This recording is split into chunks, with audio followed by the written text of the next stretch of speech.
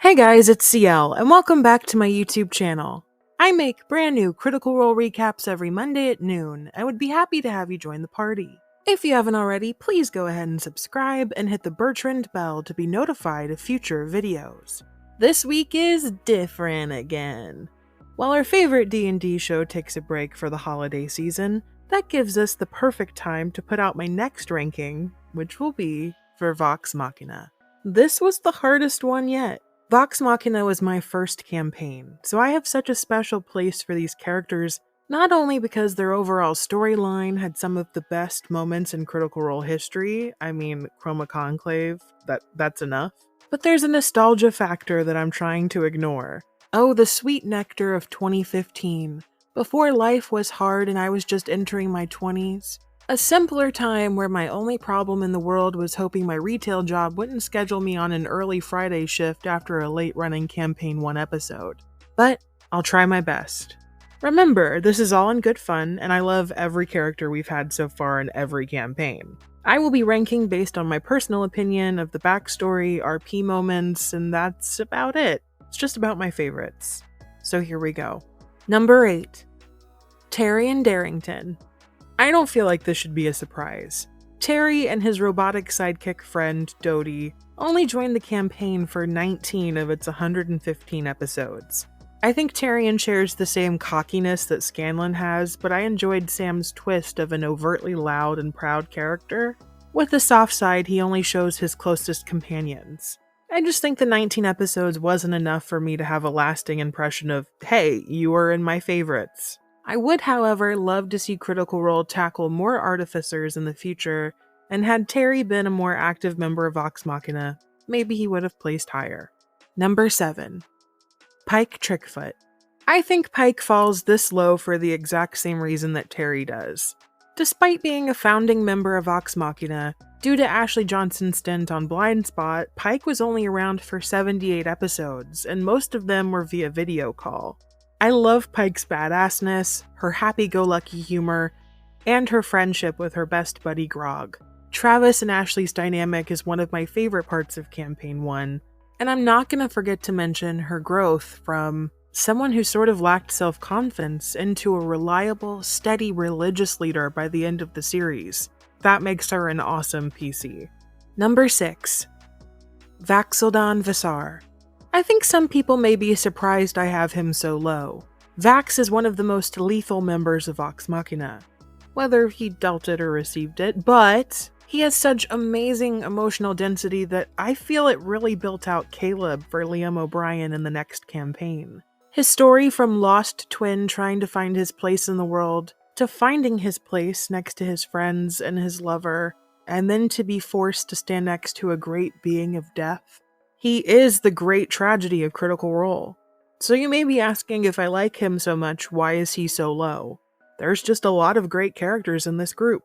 So someone had to be number 6. Number 5. Keyleth of the Arashari. I fucking love Keyleth. I know she gets a bad rap in the community, but I think more recently there's been a more positive relationship with her and her fans. With some distance, I think people were having trouble separating the character from Marisha Ray, and that's part of Marisha's brilliance. Even in her early days of Vox Machina, she was throwing herself headfirst into the character, whether her decisions as the moral compass were popular amongst the fandom or even in the group. And I think that stands for Marisha now, especially with Bo and Laudna. She takes roleplay fucking seriously. I think sometimes you just need someone to tell you, hey, we're the heroes, and what we're doing is severely messed up. And not only does she conquer that, but Keyleth begins as this anxious, almost shy young woman, but turns into the most powerful member of her group and a leader of her people. Justice for Keyleth. Also, the goldfish moment. Need I say more? Number 4.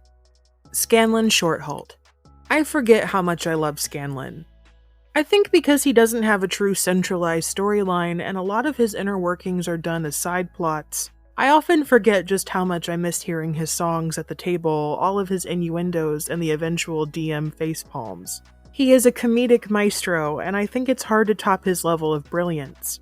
But it's amazing that a character who you'd think would be static as the comic relief had depth. Watching him parent his child that he had no idea about and move his motives from himself to Keyleth, it was really special. And I'm not gonna lie, just like Laura, I was a little angry when he left for a bit. But I think that's all because we craved the meat man a little too much at times. Number 3. Grog Strongjaw. He coined the iconic phrase, "I would like to rage." He has the mind of an 8-year-old and the body of a vicious killer, and yet he's the softest member of Vox Machina. I love Grog. And he's up so high just because he makes me laugh. And I think that's valid. Number 2. Vex'ahlia Visar. Vex was so nearly my number 1 because I just love so much about her. She's insufferably charming, her greed is absolutely hilarious, and her story provides a sense of closure.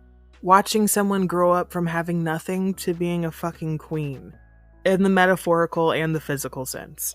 I think Laura was another one of the cast members who came to the table just like Marisha and was ready to lay it all down. One of my favorite lines in all of Critical Role was when she was trying to convince Percy to come back to life. And despite an evil fae creature vying for her heart, it was yours, Percy, darling. The bathtub scene's iconic, and I just love her and Vax's relationship and how it changed throughout the series. Because of them, it would be hard to have another sibling bond at the table and not have it live in the shadow of what Laura and Liam created. Really great stuff. Finally, number 1, Percy DeRollo. I think a lot of people would agree with me here. He's the star of Critical Role's most iconic storyline, the Briarwood arc. He's an incredibly arrogant, self-absorbed, and sadistic prince who decides to go out and save the world from the people who destroyed his. He's an asshole to everyone except those who are truly close to him, and you watch that shadowed, frigid heart warm as the series progresses, just like how my love warmed for him every time Taliesin gave us a quotable one-liner. Your soul is forfeit? How else would we have known that life needs things to live? I think Percy hit the right amount of unanswered questions that I was happy where his time as a PC concluded, but I'm still always wondering and wanting to learn more about the skeletons in his closet. Honestly, a brilliant and well done character. Tell me, what does your list look like? Let me know in the comments below, and I'm curious to see if we have any overlap. Don't forget to check out my recaps of Campaign 3 on my channel to get caught up before it returns in January. And also don't forget to leave a like if you want to see more videos like this. It helps a bunch. Thank you so much for watching. Stay safe out there. Good day, my friends.